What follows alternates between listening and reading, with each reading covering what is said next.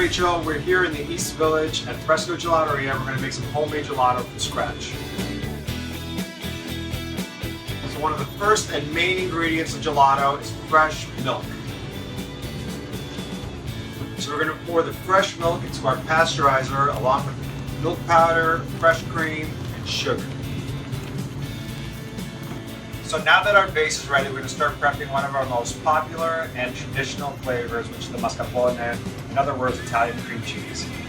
Here we go.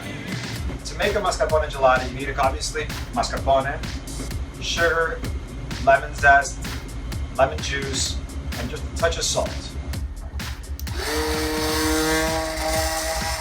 So everything's prepped and ready, and the mascarpone is ready to go into the batch freezer, otherwise known as the ice cream machine.